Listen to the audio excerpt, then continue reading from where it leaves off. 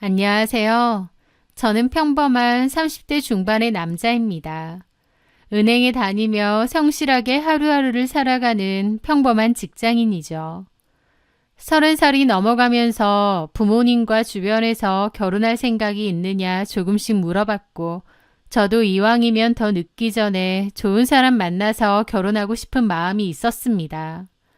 하지만 그렇다고 엄청 적극적으로 선시장에 나가거나 소개를 받는 등 결혼하려고 노력을 했던 건 아니었어요. 좀 철없게 들릴지 모르지만 30대가 되었음에도 제 마음 한구석에는 어떤 운명의 여자가 제 인생에 나타날 거라는 막연한 믿음과 환상이 있었거든요. 그런데 거짓말처럼 저의 그 환상에 부합하는 그 여자가 나타난 겁니다. 그 여자는 후에 제 아내가 되었습니다. 제 아내는 완벽한 사람이었어요. 외모가 정말 예쁘고 화려했는데 주변에선 연예인 같다는 말을 들을 정도로 예쁜 여자였죠. 게다가 능력도 있어서 돈도 잘 벌었고 성격도 사근사근 여성스러우면서도 다정한 그런 사람이었습니다. 무엇보다 늘 저에게 진심 같았고 저를 사랑해주는 여자였죠. 그런 여자를 아내로 맞이했다는 것, 나는 정말 운이 좋은 인간이구나, 아내복이 있구나, 남들 다 부러워할 만한 그런 여자를 아내로 맞이했구나, 우쭐하기도 했습니다. 그런데 결혼하고 3년 뒤 어느 평범한 주말, 저희 집을 찾아온 누군가. 그 누군가가 찾아오면서 제가 여태까지 생각했던 그 모든 것들이 다 환상이라는 것을 지독하게 깨닫게 되었습니다. 지금부터 제게 일어났던 그 기막힌 사연에 대해 이야기해보려 합니다. 아내의 이름은 양지우였습니다. 그녀를 처음 만난 건 아는 지인의 소개 자리였어요. 그 지인 하는 말이 정말 예쁘고 괜찮은 여자가 있는데 큰맘 먹고 저를 소개해준다고 했습니다. 주선자가 정말 대단한 미인이라며 호들갑을 떨었지만 그냥 립 서비스겠거니 했습니다. 솔직히 큰 기대도 없었고 좀 귀찮기도 했는데요. 하지만 그 친구가 워낙 등을 떠미는 통에 가볍게 나가보게 된 거죠. 그런데 약속 장소에 나가게 되었고 상대 여자는 15분이나 늦는 겁니다. 귀찮음을 무릅쓰고 나왔는데 15분이나 늦는 걸 보니 왠지 짜증이 나고 기본적인 예의가 없는 사람일 것 같더라고요. 그래서 적당히 시간만 때우고 가야겠다 싶었는데, 그런데 잠시 후 문을 열고 들어오는 그녀를 본 순간 깜짝 놀랐습니다. 좀 과장해서 말하자면 세상의 모든 조명이 그 여자만을 비추는 것 마냥 눈부셨거든요. 저보다 2살 연상이라는 말은 조금도 중요하지 않았습니다. 긴 생머리에 또렷한 이목구비, 촘촘한 속눈썹, 그리고 사람을 빨아들이는 듯한 깊은 눈빛과 우아한 분위기까지. 꿈속에만 존재하던 제 이상형이 현실에 나타난 것만 같을 정도였습니다. 시큰둥했던 제 마음은 온데간데 없어지고 그 앞에서 당황하고 허둥지둥하게 되었죠. 잘 보이고 싶은 마음이 생기니 실수하게 되고 얼굴도 자꾸 빨개지는 것 같더라고요. 그런데도 그녀는 그런 제 모습을 좋게 봐주고 웃어주었습니다. 그녀는 자신을 출장 메이크업 아티스트라고 소개했어요. 과거에는 연예인들이 다니는 유명한 샵에서도 일을 했고 현재는 프리랜서로 일을 한다고 했습니다.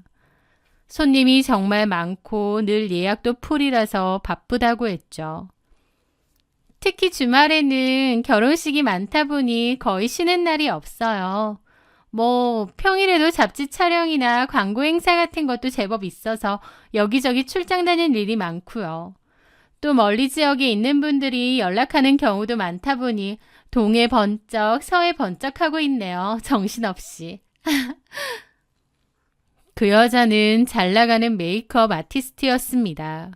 그리고 본인 입으로 말하지 않아도 그녀가 레스토랑 주차장에 세운 차는 번쩍이는 흰색 외제차였고 테이블 위에 올려둔 가방이며 손목에 찬 시계까지 유명한 명품들이었습니다.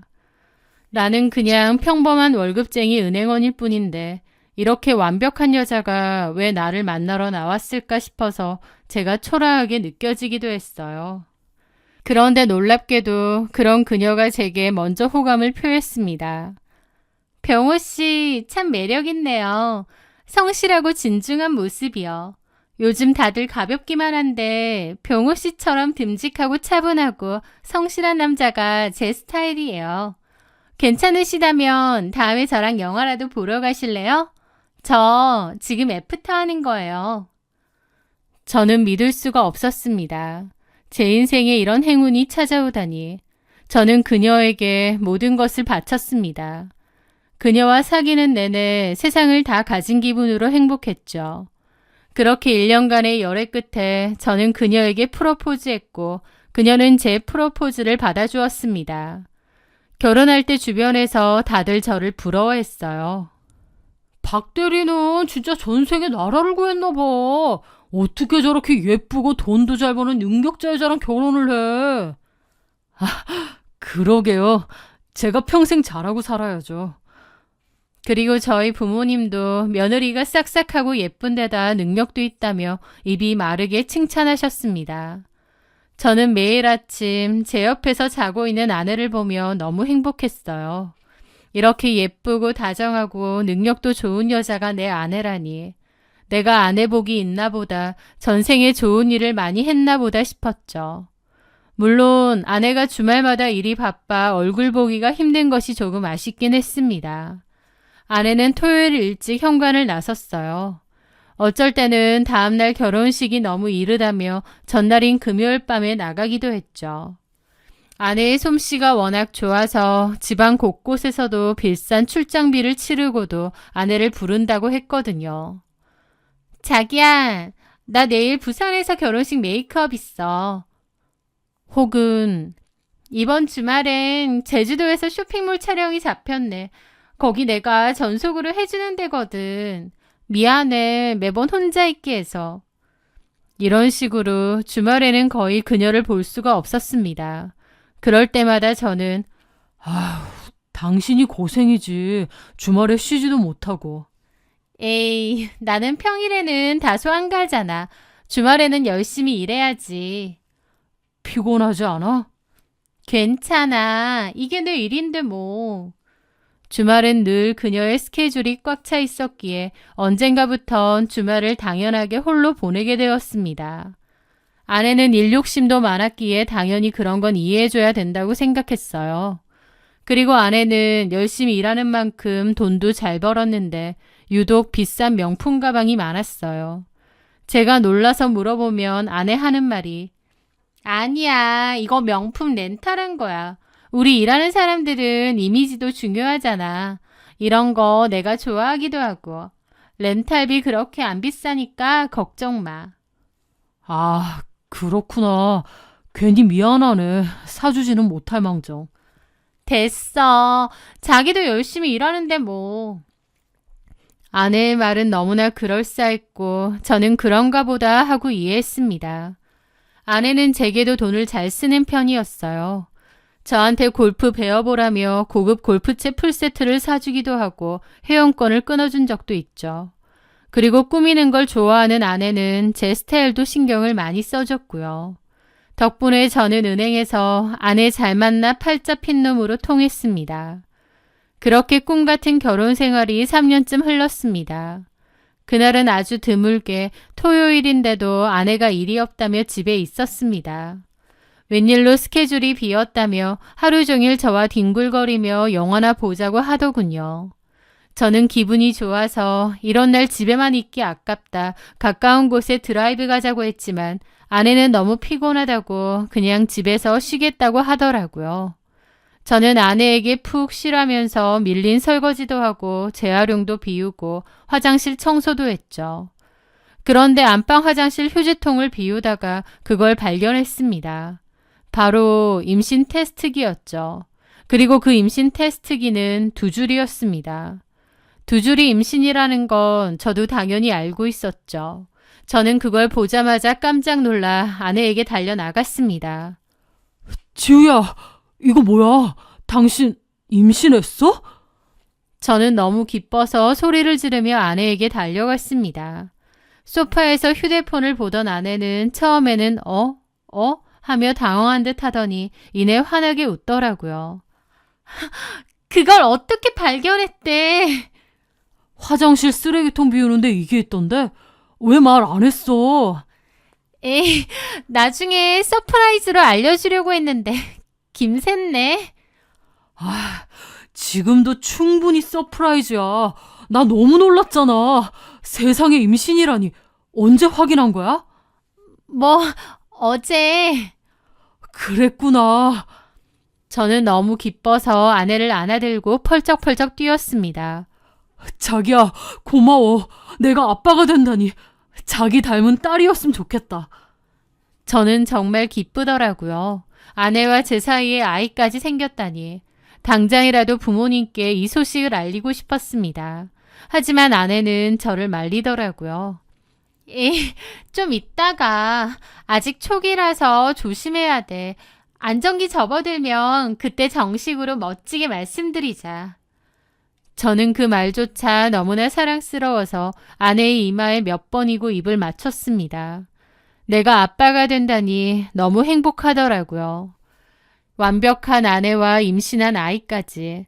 저는 정말 세상을 다 가진 기분이었습니다. 물론 그 행복감은 미처 몇 시간도 가지 못했지만요. 한참을 그렇게 아내와 웃고 떠들던 중 아내의 휴대폰이 울렸습니다. 아내는 전화를 받았습니다. 아내의 친구인데 집 근처에 잠깐 왔다고 연락이 온 거였어요. 민정인데 볼일 있어서 왔다가 우리 집 근처 왔다네. 커피만 한잔하고 금방 올게. 커피 마시면 안 되지 이제. 차 마시고 와. 알았어. 모처럼 친구 만나는 거니까 실컷 놀고 천천히 와. 응, 갔다 올게. 그렇게 아내를 현관까지 배웅했습니다. 임신한 아내에게 뭐든 다 해주고 싶은 마음뿐이었죠. 그렇게 아내가 나가고 얼마 지나지 않아 저는 콧노래를 부르며 남은 청소를 마저 했어요. 그리고 잠시 소파에 앉아 괜스레 아기용품을 검색해보게 되었습니다. 그런데 갑자기 그때 저희 집 초인종이 요란하게 울렸습니다. 누구지? 아내인가 싶더라고요. 그냥 비번 누르고 문을 열면 되는데 웬 초인종? 이라는 생각과 함께 무심코 일어나 현관으로 갔습니다. 누구세요? 그렇게 아무 생각 없이 문을 열었어요. 그런데 문 앞에는 웬 낯선 남자가 서 있는 겁니다. 40대 중반쯤으로 보이는 잔뜩 화가 난 험상궂은 인상의 남자가요. 누구세요? 그런데 제 말이 끝나기도 전에 그 남자는 저를 밀치고 집 안으로 들이닥쳤습니다. 그리고는 다짜고짜 제 멱살을 잡았죠. 이 새끼가 감히 내 마누라랑 놀아나? 라며 이해할 수 없는 말과 함께 제 멱살을 잡으며 쌍욕을 퍼붓는 겁니다. 그리고 그 남자와 함께 따라 들어온 다른 남자는 그 광경을 휴대폰으로 찍기 시작했습니다. 저는 너무나 놀랍고 당황스럽고 이게 도대체 무슨 상황인지 이해할 수도 없었죠. 방금 전까지 아내의 임신 소식에 즐거워하고 있었는데 몇 분 만에 낯선 남자에게 멱살을 잡힌 채 집으로 끌려 들어갔으니까요. 이거 놓으세요. 미쳤습니까? 남의 집에 쳐들어와서 뭐 하는 짓이에요? 경찰에 신고하기 전에 당장 나가요. 제가 소리를 질렀지만 그 남자는 이성을 잃은 듯 저를 바닥에 밀어뜨렸습니다. 이 자식이 다 알고 왔는데 발뺌을 해?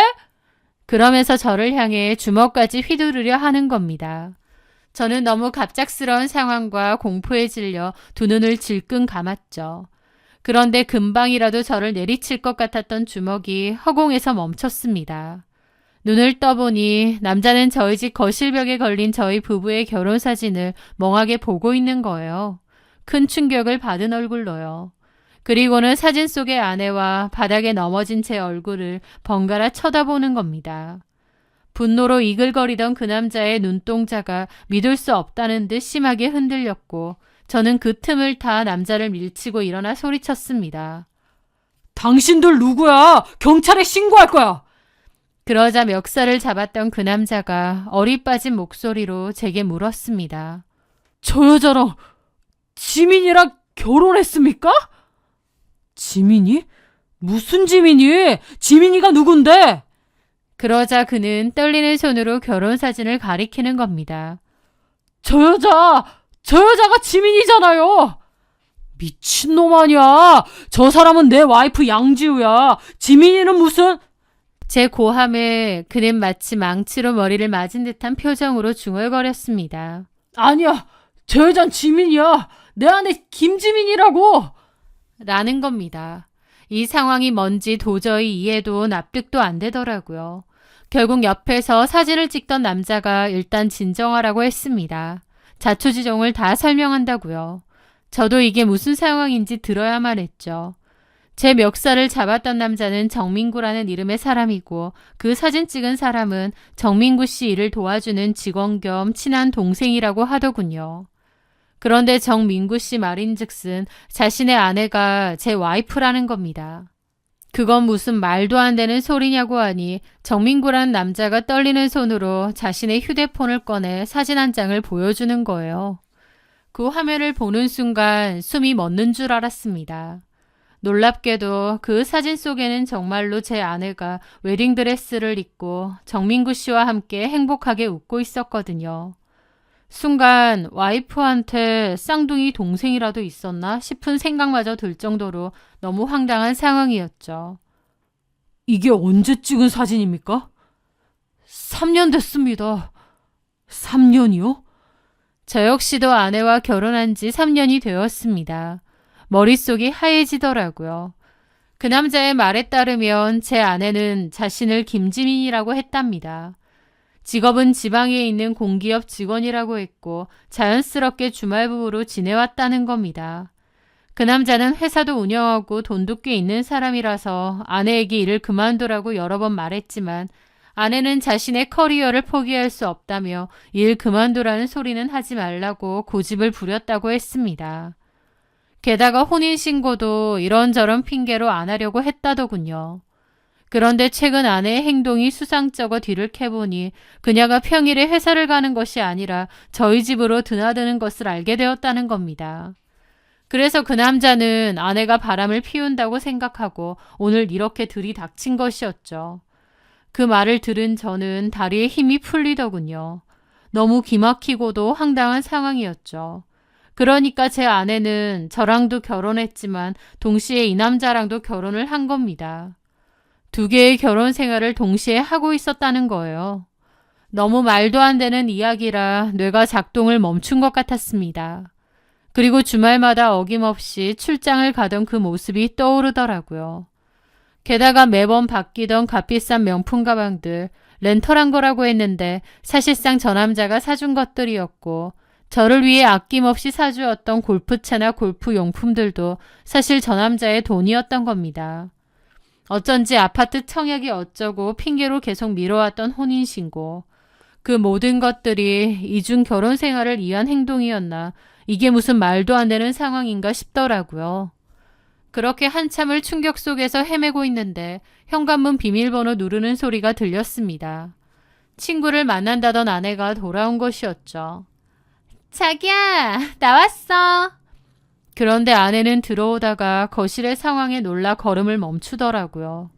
거실에는 망연자실한 채 앉아있는 정민구 씨와 넋이 나간 제가 있었으니까요.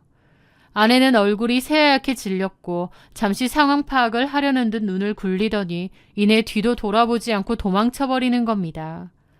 저도 다리에 힘이 안 들어가서 쫓아가지도 못했습니다. 그렇게 그 남자가 돌아갔고 저는 멍한 기분으로 소파에 내내 앉아 있었어요. 아내에게 전화를 해도 받지 않았죠. 그날 밤 아내는 돌아오지 않았습니다. 저는 텅 빈 집에서 혼자 이게 다 꿈이기를 바랐습니다. 내 와이프이자 세상에서 가장 사랑했던 여자가 사실은 두 집 살림을 하는 이런 미친 사기극을 벌이다니요. 뭘 어떻게 해야 할지 감도 안 잡히더군요. 그렇게 다음날 이른 새벽이 되어서야 아내가 돌아왔습니다.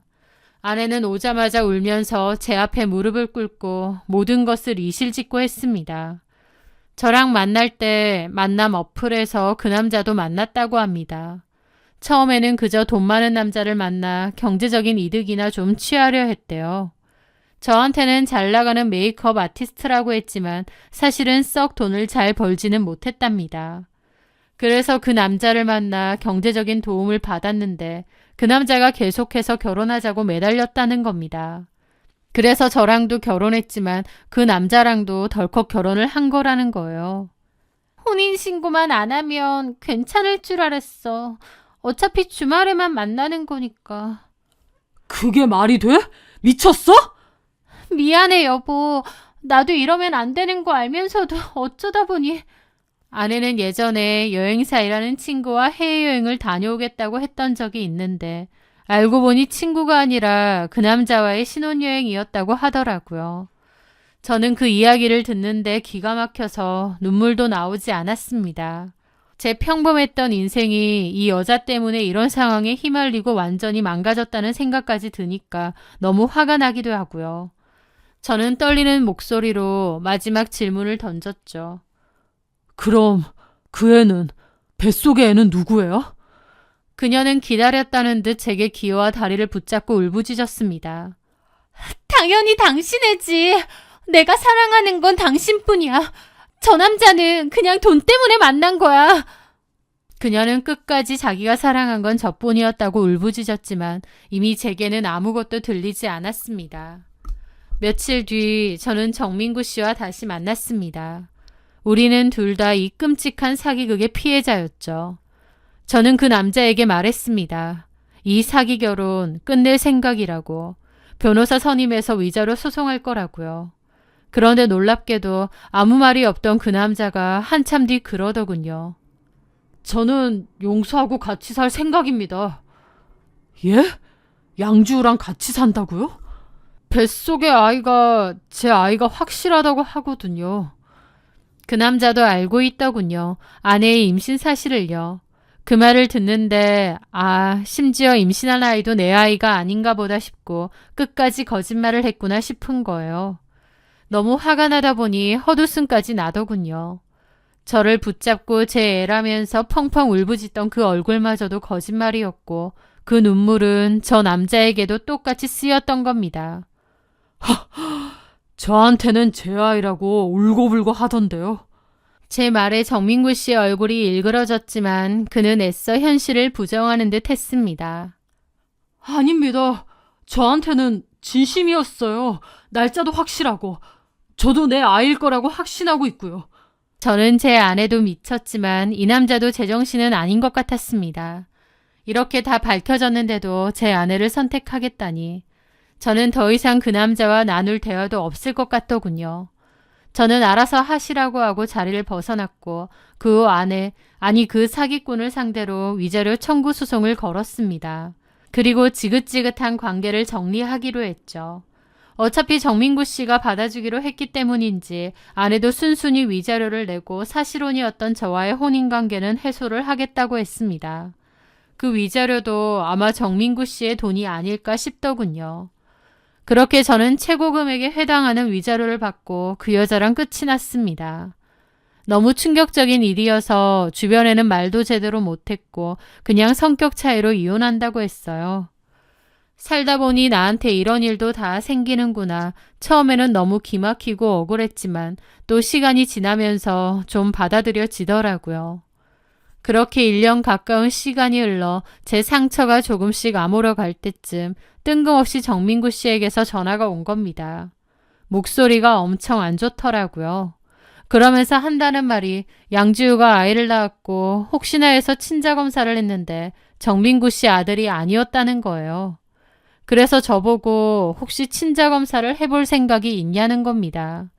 정민구 씨는 아이가 자기 아이가 아닌 이상 양지우랑은 헤어질 결심을 했다고 하더군요. 그 말을 듣는데 너무 어이가 없었죠. 처음엔 더 이상 양지우 그 여자하고는 어떤 일로도 엮이고 싶지 않다고 거절했는데 가만 생각해보니 내 자식일 수도 있다 싶은 거예요. 그 여자는 밉지만 만약 내 자식이라면 어떡하나 계속 걸리기도 하더라고요. 전처랑 다시 잘해볼 생각은 눈꼽만치도 없었지만 만약 그 아이가 내 친자식이라면 이라는 생각이 제 발목을 잡았습니다. 그래서 정민구 씨에게 다시 연락했고 친자검사를 하게 되었습니다. 그런데 정말 기가 막힌 건요. 그 아이가 제 친자식도 아니더라고요. 한마디로 양지우에게는 정민구 씨랑 저 말고도 또 다른 남자가 있었다는 거였습니다. 그 사실을 알게 되고 나서 내 아이가 아니라서 그나마 다행이다 싶은 마음도 들면서 그 여자는 진짜 답도 없구나 싶으면서 너무 기막히고 허탈한 웃음이 나더라고요. 설마 했는데 저의 아이조차도 아니라는 걸 알게 된 정민구는 뒤도 돌아보지 않고 양지우를 내쫓았다고 했습니다. 겉으로는 그토록 예쁘고 완벽해 보였던 제 아내. 하지만 그 속은 완전히 썩어 문드러져 있는 괴물 같은 인간이었어요. 그 후로 양주에 대한 소식은 들은 적이 없습니다. 그때 낳은 아이도요. 정말 대책 없는 여자가 아닌가 싶어요. 본인조차도 어떻게 해야 할지 모르는 게 아닌가 싶습니다. 어디선가 그 예쁘고 천사 같은 얼굴을 무기로 또 누군가를 속이며 살고 있을지. 하지만 아무리 속인다 한들 그 구리고 시커먼 진짜 모습은 결코 속일 수가 없겠죠. 많이 힘들었지만 인생 살다 보면 이런저런 일도 많고 또 그런 여자에게 더는 속지 않고 정리한 것만 해도 됐다 생각하며 털어내려 합니다. 그때 정민구 씨가 찾아오지 않았다면 저는 아무것도 모르고 여전히 아내에게 속고 있었을 테니까요. 언젠가 마음의 상처가 다 아물게 된다면 그때라도 정말 진실되고 좋은 사람을 만나고 싶습니다. 화려한 겉모습보다 내실이 있고 진실한 그런 사람을 말이죠. 제 사연 들어주셔서 감사합니다.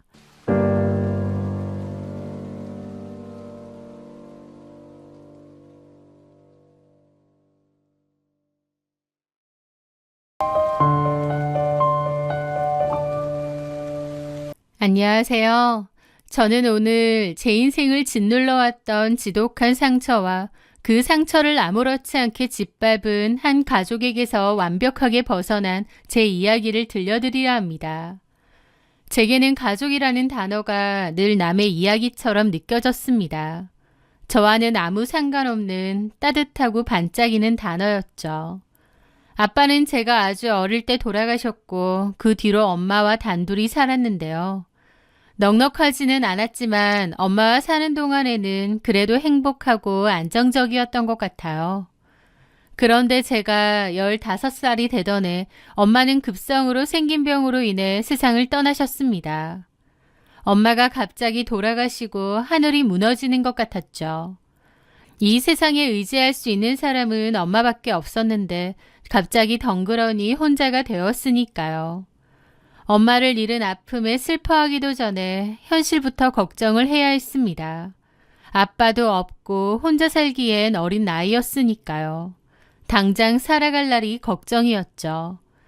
그날 이후 저는 친척집을 전전하며 자랐습니다. 처음에는 이모 집에서 2년, 그 다음에는 삼촌 집에서 또 1년, 삼촌이 다른 지역으로 이사가고 난 다음에는 연락도 잘 하지 않던 고모네 집에서 또 1년, 이런 식으로요.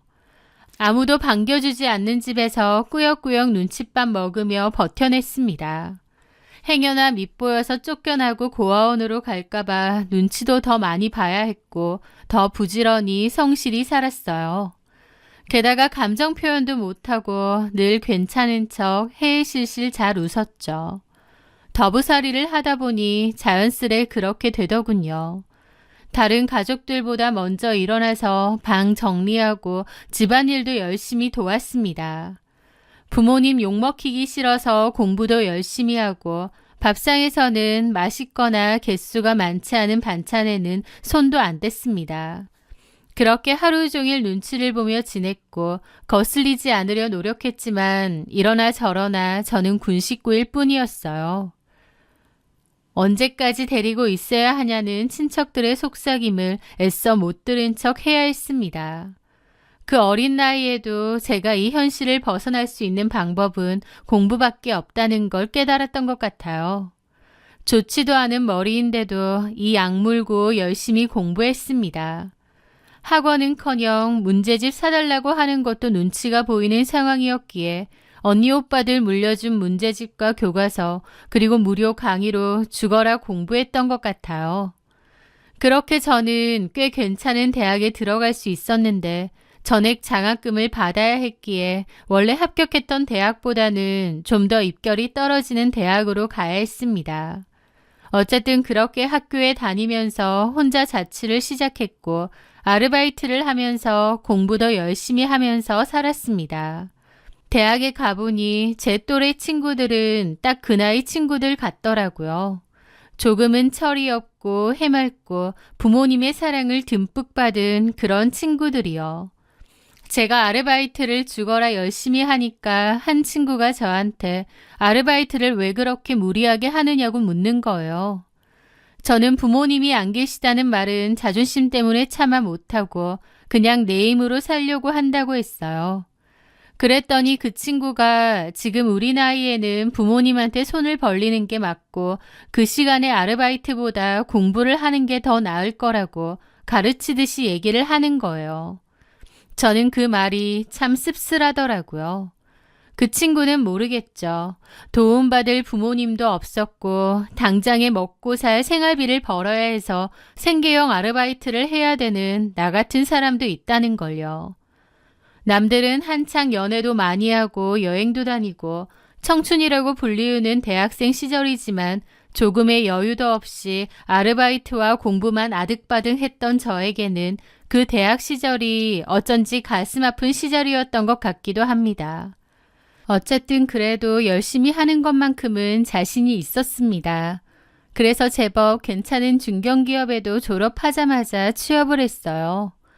연봉도 괜찮고 전망도 좋은 곳이라 꼭 가고 싶었는데 감사하게도 바로 합격을 했고 그 회사는 지금도 잘 다니고 있습니다. 그렇게 회사 생활을 하면서부터는 대학생 때보다는 훨씬 금전적 여유가 생긴 것 같아요. 물론 회사도 정말 열심히 다녔고 일도 정말 열심히 했습니다. 그렇게 저는 저 혼자만의 힘으로 당당히 살아왔어요. 제 명의로 된 깨끗한 빌라도 한 채 장만했죠. 부모님도 없이 친척집을 전전하며 제가 이만큼 일궈냈다는 것이 참 기특하고 뿌듯하기도 했습니다. 그렇지만 제 마음 한구석에는 늘 시리고 허전한 기분이 있었어요. 늘 혼자 아등바등하며 살아와서인지 가족에 대한 그리움, 외로움, 쓸쓸함, 허전함 등이 가득했던 것 같아요. 그 외로움은 제가 열심히 한다고 채워지는 건 아닌 것 같았습니다. 바쁘게 살아오던 저는 어느 순간부터 따뜻한 가족에 대한 결핍과 허전함을 안고 살아갔던 것 같거든요. 그런 저에게 남편은 빛처럼 다가왔습니다. 따뜻하고 제 말에 귀 기울여주는 착하고 다정한 사람이었죠. 제가 어린 시절의 상처를 어렵게 꺼냈을 때 그는 제 손을 잡고 같이 울어주었습니다. 그 어린 나이에 얼마나 힘들었냐고요. 저는 그 사람이 제 상처를 보듬어 줄 수 있는 유일한 사람 같았습니다. 그 남자가 저에게 내가 당신의 따뜻한 가족이 되어줄게 라고 했는데 이 남자라면 내가 그토록 바라던 가족이 되어줄 수 있겠구나 싶더라고요. 그렇게 결혼을 하게 되었고 결혼 후 한동안은 좋았습니다. 저희 부부는 맞벌이를 했기 때문에 평일에는 둘 다 바빴는데 그래도 주말이면 함께 장을 보고 찌개를 끓여서 먹으며 행복한 일상을 보냈죠. 가끔 나는 더 이상 혼자가 아니구나, 가족이 생겼구나 라는 생각이 들면 문득문득 행복해지기도 했습니다. 그런데 결혼 1년 뒤 시어머니가 돌아가시면서 제가 느꼈던 그 짧은 행복은 끝이 났습니다. 시어머니는 다정하고 좋으신 분이었는데요. 건강이 별로 좋지 않으셨어요. 그러다가 갑자기 지병이 악화되면서 돌아가시게 되었죠. 문제는 혼자 남게 된 시아버지였습니다. 시아버지 역시도 건강이 그리 좋지 않으시고 나이도 시어머니보다 10살이나 많으셨는데요. 연세와 건강 문제로 따로 일은 하지 않고 집에 계신 지 꽤 되었다고 했습니다. 그래서 그동안은 시어머니가 집안일도 하고 밖에서 일도 하고 시아버지까지 책임지며 사셨던 거죠. 가정을 안팎으로 책임지며 사셨으니 골병이 들었었고 그렇게 내내 고생하시다가 결국 지병으로 돌아가신 거예요. 그렇게 보면 시어머니의 인생도 참 고달프셨던 거죠. 어쨌든 그렇게 시어머니가 갑자기 돌아가셨는데 시아버지가 당신은 혼자 못 산다고 남편을 매일같이 닥달하신 모양이에요. 남편 말고도 자식은 시누이가 둘 있기는 한데요. 형님 한 분, 막내 시누 한 명입니다. 그런데 시누들은 어쩐 일인지 시아버지하고는 사이가 안 좋아서 거의 연락도 안 하고 삽니다. 어쨌든 시아버지의 닥달을 매일같이 들은 남편은 저에게 아버님을 모시고 같이 살자고 한 겁니다. 지수가 아버지가 혼자 사시려고 하니 너무 힘든가 봐. 솔직히 우리 아빠 나이도 많고 건강도 안 좋아서 살면 또 얼마나 사시겠어. 그런 아버지 혼자 두려니 나도 자식으로서 마음이 내내 안 좋다. 누나랑 여동생도 아예 왕래 없는 거 알잖아. 남편은 홀로 남으신 아버님이 걱정된다는 얘기를 자주 했어요. 그러면서 저희 집에 모시고 당분간만이라도 같이 살면 안 되겠느냐 하더라고요. 같이 좀 지내면서 괜찮은 요양시설이 있는지 알아보겠다고요. 그렇게 모시고 살지 않으면 자기가 나중에 후회할 것 같다고 하더군요. 갑자기 시아버지랑 같이 살아야 된다는 게 좀 걱정이 되기도 했지만 또 한편으론 남편이나 아버님이 안쓰럽기도 했습니다. 홀로 계실 아버님을 걱정하는 남편의 효심을 존중했고 또 저 역시도 아버님이 인간적으로 걱정되기도 했거든요. 연세도 많으시고 건강도 안 좋고 혼자서 잘 지내실 수 있나 싶고요. 그래, 남편이 내 가족이면 아버님도 당연히 내 가족이다 라는 생각으로 그렇게 아버님과 함께 살기로 했습니다. 가족에 대한 막연한 결핍과 아쉬움이 늘 있었던 저였기에 아무것도 모르고 제 발로 지옥문을 열고 말았던 거죠. 시아버지가 그 정도 성격인 걸 알았다면 절대로 같이 살지 않았을 텐데 말이에요. 그렇게 시아버지와 함께 산 지 3개월, 그 90일이라는 시간은 제게 90년처럼 느껴질 정도입니다. 퇴근하고 저녁 7시가 넘어 지쳐 들어오면 현관문 도어락 소리가 나자마자 소파에 누워 TV를 보던 시아버지의 불평이 시작되었습니다. 이제 기어 들어오냐? 늙은이 배고파 죽겠다. 밥 얼른 차려라. 까랑까랑한 말투로 저 말부터 먼저 하세요. 하루 종일 일하고 돌아와서 옷도 갈아입지 못했는데 들어오자마자 밥 차리라고 난리를 치시는 거죠. 아버님은 자기 밥 자기 손으로 차려 먹으면 죽는 줄 아는 그런 사람이었어요. 냉장고가 바로 옆에 있고 그 안에 제가 만들어 놓기도 하고 또 반찬 가게에서 사놓기도 한 반찬과 음식들이 있거든요. 당연히 밥도 있고요. 그러면 그걸 당신이 차려 드시기만 하면 되는데 그것조차 안 하고 저를 기다리시는 거예요. 그것뿐인가요? 정수기가 바로 코앞에 있는데도 물 한 잔 스스로 따라 마시는 법이 없이 저한테 물 갖고 오라고 하시는 분이었습니다. 제가 부엌에서 옷도 못 갈아입은 채 쌀을 씻고 국을 끓이는 동안 아버님은 거실 소파에 누워 이래라 저래라 하며 저를 시종처럼 부르는 거죠. 물 좀 떠와라. 목마르다. 아버님, 저 지금 칼질하고 있어서. 아, 시끄럽고 빨리 물이나 가져와. 하면서 고래고래 소리를 지르세요. 잠시 후 TV 소리가 잘 안 들린다. 와서 창문 좀 닫아라. 발이 너무 시려우니까 양말 좀 갖고 와. 하고 소리를 또 지르시는 거죠. 제가 몸이 10개도 아니고 얼마나 짜증스럽고 지치는지 모릅니다. 그뿐만이 아니었습니다. 제가 겨우 한숨 돌리며 제 방에서 쉬려고 하면 내 속옷은 어디다 뒀냐라던가 거실불이 너무 밝다 돈 아까운 줄 몰라 누구 닮아서 그렇게 사치가 심해라며 사사건건 저를 불러대는 거예요. 매일매일 이런 일들이 반복되었고 저도 빠르게 지쳐갔죠. 그놈의 밥 타령에 완전 진절머리가 났습니다.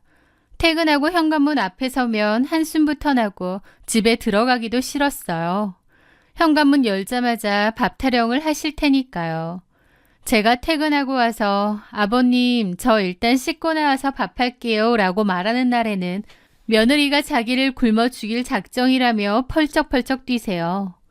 건강 안 좋으시다는데 그런 걸 보면 저보다 더 오래 사실 것 같습니다.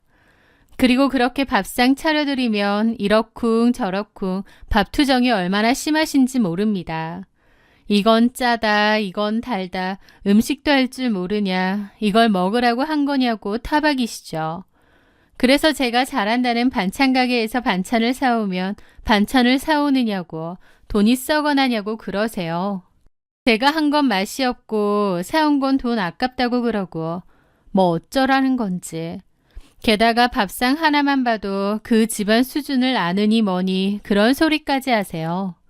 그렇게 음식 하나하나에 트집을 잡으시는데 정말 미쳐버릴 지경이었습니다. 남편은 뭐 하냐고요? 아무것도 안 합니다. 옆에서 제 눈치와 아버지 눈치를 번갈아 보며 간간히 제 편을 드는 정도였습니다. 아버지, 맘만 있는데 왜 그러세요? 지숙이가 힘들게 차린 밥상인데 자꾸 그러지 마세요. 하지만 그 위로조차 제게는 들리지 않았습니다. 오히려 시아버지의 화살은 남편에게로 향했죠. 너는 마누라 교육을 어떻게 시키는 거냐? 네가 이렇게 물러 터졌으니까 제가 돈 몇 푼 벌어온다고 유세 떨고 시아버지를 무시하는 거다. 라면서요. 주말은 더 지옥이었습니다.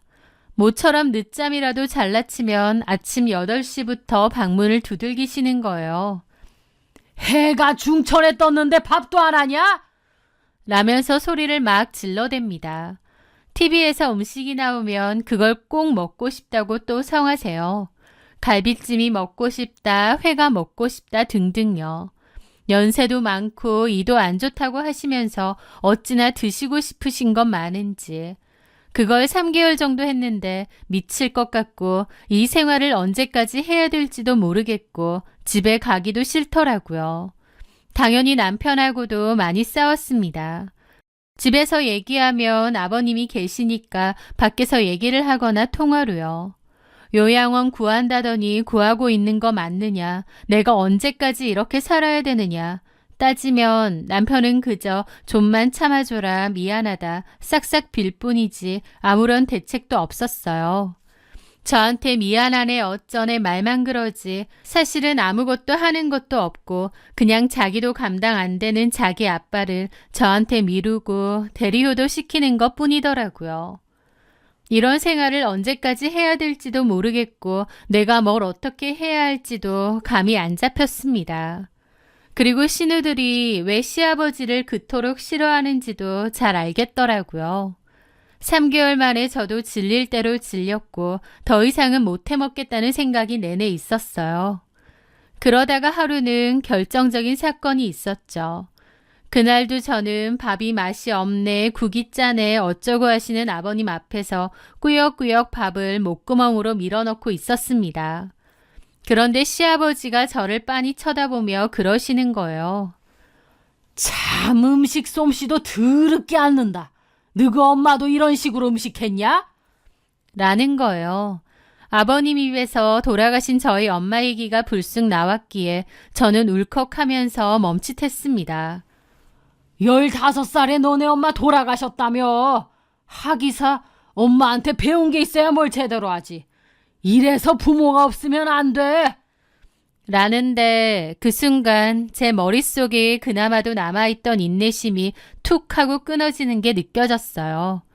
아, 더 이상은 못 참겠다. 이건 아니다. 이걸 내가 더 참아야 될 이유가 없다. 그때 확 깨달았습니다. 저는 천천히 자리에서 일어났습니다. 그리고 시아버지의 앞에 있던 밥그릇을 뺏어 들었어요.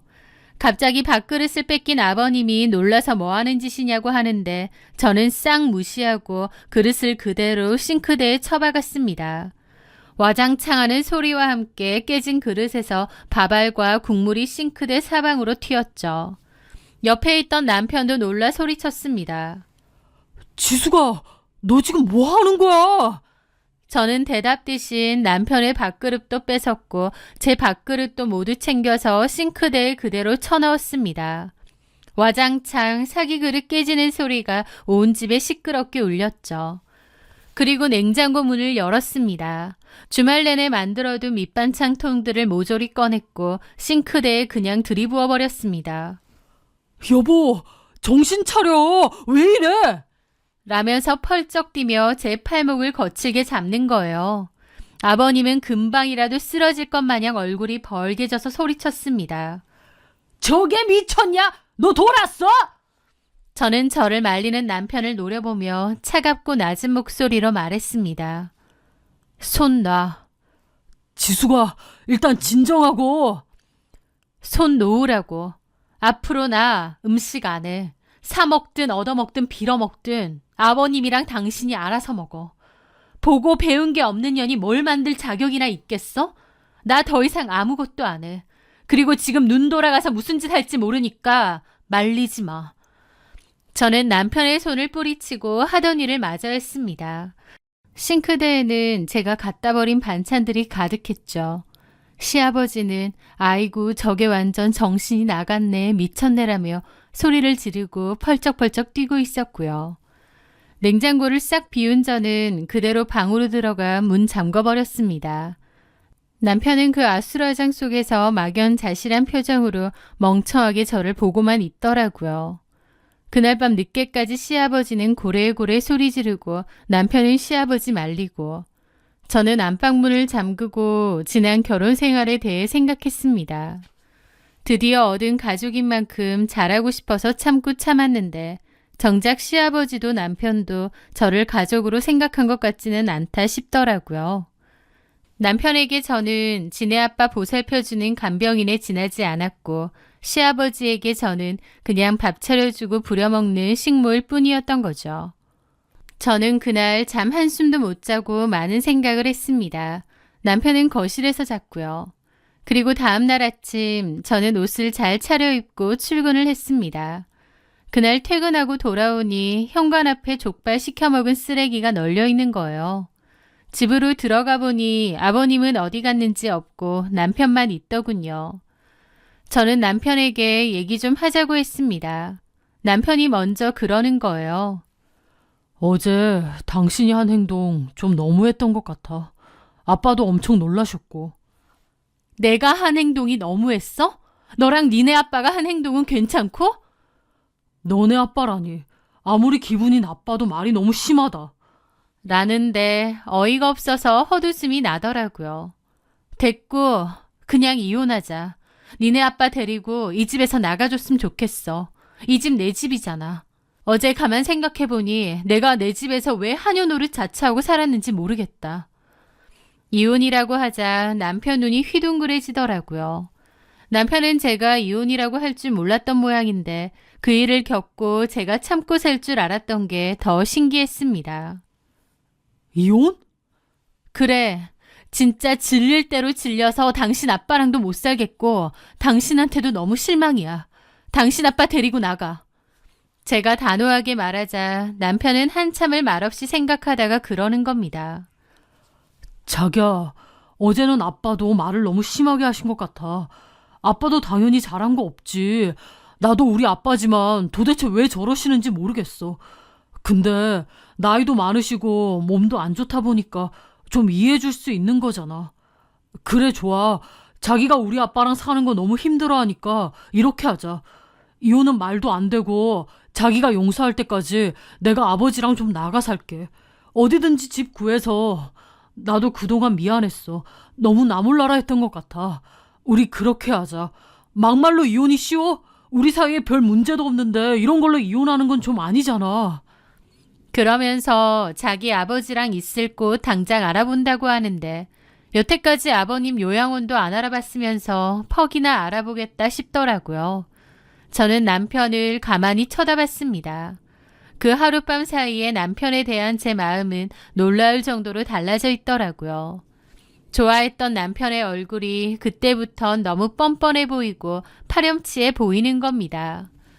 막 자기 아빠랑 나가 사네 어쩌네 하는데 하나도 안쓰럽지도 않고 저도 놀라울 만큼 아무 느낌도 나지 않았습니다. 남편은 당분간 집을 나가겠네 어쩌네 했지만 저는 그런 거 이제 다 필요 없다고, 내 마음 정했다고 이혼하자고 했습니다. 그리고 신우들에게도 제 결정을 통보했어요. 시아버지는 당신이 왜 아들 집에서 쫓겨나야 하냐고 생난리를 치더군요. 아들 집도 아니고 제 집인데도 한 발짝도 집에서 못 나간다고 기절하는 신용까지 해가며 난리를 치고 행패를 부렸기에 결국 경찰까지 부르고 남편과 시누이들이 시아버지를 끌고 나갔습니다. 시누들도 모시기 싫다고 해서 좀 멀리 떨어진 지역의 요양병원으로 가셨다고 하더군요. 그렇게 아버님이 나가시고 전 남편은 은근슬쩍 집에 들어오려고 했지만 저는 완강히 거부하고 이혼의 뜻을 전했습니다. 남편은 이제 아버지도 없지 않냐면서 이혼은 안 된다면서 구구절절한 문자를 보내오는 거예요. 게다가 퇴근 시간에 회사 앞에서 기다리고 온갖 선물들과 꽃바구니까지 회사로 보내는 겁니다. 예전 같았으면 설레서 몇 날 며칠을 곱씹으며 좋아했을 저지만 이제 와서 그러니까 아무 생각도 안 들고 오히려 지치더라고요. 회사 앞으로 찾아오는 남편이 스토커처럼 느껴질 정도였으니까요. 남편이 저를 정말 사랑했다면 자기 아빠가 3개월 내내 저를 들들 볶는데 남일인 척 모른 척 할 수 있었을까요?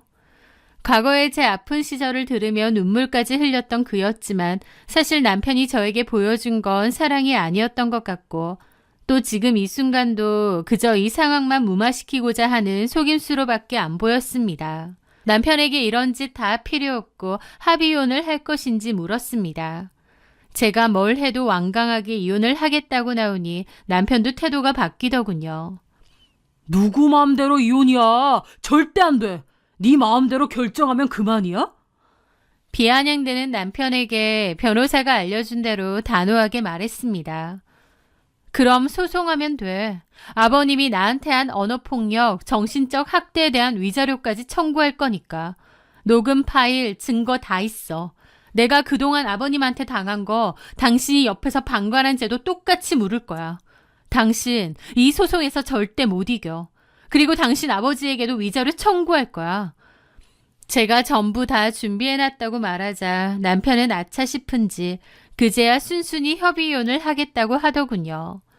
사실 결혼 생활도 짧고 집도 제 거고 혼수라고 해봤자 각자 자취할 때 쓰던 것들을 가져와 쓴 거라서 재산 분할이고 뭐고 할 것도 없었습니다. 그냥 그동안 반반씩 내던 적금들 정도만 계산해서 나누고 잡음 없이 이혼을 진행했죠. 그렇게 모든 정리가 끝난 후 집에 와서 밥을 해먹었는데 조용하고 편안한 분위기에서 처음으로 밥다운 밥을 먹었던 것 같아요. 배 터지게 밥을 먹고 대청소도 했습니다. 시아버지가 썼던 방의 창문을 활짝 열고 그가 남긴 모든 흔적을 닦아냈죠. 그날 밤 저는 TV를 보며 치킨과 함께 시원한 캔맥주를 마셨습니다.